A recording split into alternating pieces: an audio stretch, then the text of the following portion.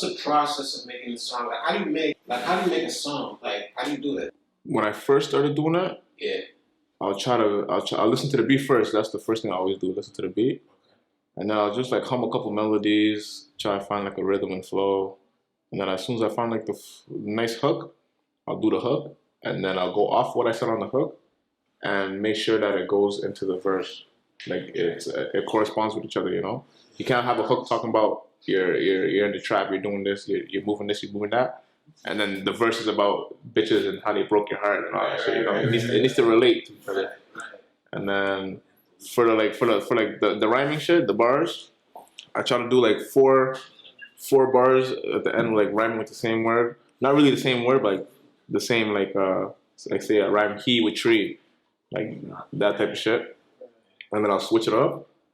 But there's some words, there's a lot of words that they don't really rhyme, but when you say it, it sounds like it rhymes. You can bend it. You can bend it, you know? Yeah. So I'll use that. And then just a lot of flow switches. Because you don't want to do one flow for a minute, 30 seconds. The listener's going to be like, yo, this guy's been like going through the same flow. They're going to get bored of it. So maybe I try going like, I want to say 8 to 12 bars on the same flow. And then I'll switch it up. Choose another flow, maybe speed it up, slow it down, or like make it louder, or make it like a backdrop on it, and then I'll just play around with it a lot until the full masterpiece comes. So sometimes I'll do like a whole take in one, or I'll punch in. So I'll punch in is like when you do a take, you stop and then you punch in, and then you just add the ad libs, and then pretty much song's done. Yeah, what you just said was pretty much like physics to me. Like I understood what you meant, but like for you to be able to do that, super impressive. It comes with a lot of practice, you know. Facts. You know, everybody, when you start something new, you're not the best at it at first. You gotta take your time, practice, and then with practice comes perfect. When'd you start rapping?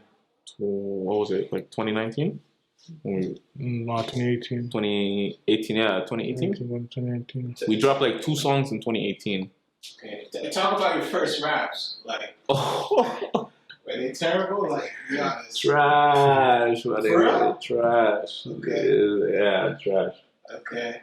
With the generic shit, like the shit, like, you know, oh, I see an up on the block, I shoot him and get out of that. Like, there's not really no meaning behind the lyrics and shit. I was just trying to rhyme whatever I could rhyme with. But now when I'm doing my shit, like, I try to put a story behind my lyrics, or I try to put something that niggas can relate to. Okay, good. That goes into my next question. Like if you get into rap, you could easily make songs for like the bitches or maybe clubs, but you kind of chose maybe a different path. I would say maybe pain music, but you tell me how you would describe it. But it's like pain with a little drill. Yeah. I just rap about like what we go through.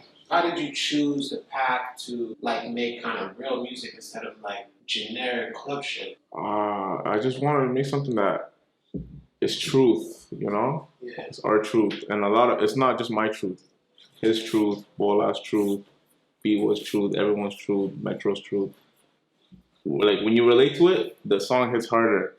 I don't want to do a song just like to turn up and then one hit wonder, you know, those guys that just make a one little turn up song, everyone forgets about them. I want to make it like an impact, a long lasting impact. So when they go back in the years and they play the song, say they play Rainy Days 10 years from now, the lyrics are still gonna hit the same because niggas are still gonna relate to the lyrics the same way they do today and in 10 years, you know?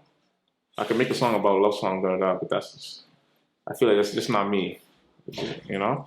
You weren't scared that like, okay, maybe if I'm speaking about some real shit, like niggas will click it instead of trying to be mainstream type shit? Nah, I wasn't scared about that at all because most of the mainstream shit is shit that niggas relate to. So that's why I took it on. Like, yo, if I could do some shit, some pain songs, I just needed it's just an outlet for me to vent. I just wanted to vent. Most of the time, like, I don't know how to communicate. I'm feeling like, I told my bros, like these guys are over here with me. Those are the only guys that can, you know, really talk to about my shit, get deep with it, you know? Yeah. Say you want to bring someone, talk to me, like an interview, be like, yo, explain your life, how you feel.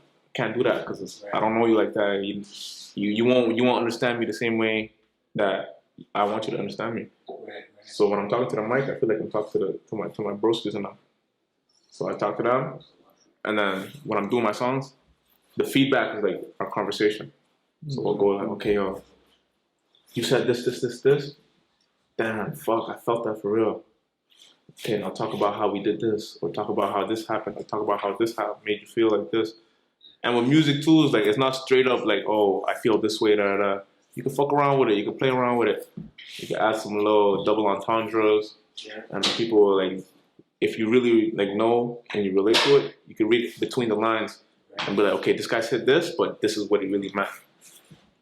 And that's how I do my shit. Great answer. Perfect, huh? Yo, let me see the buckle alive. Get us some more Hennessy.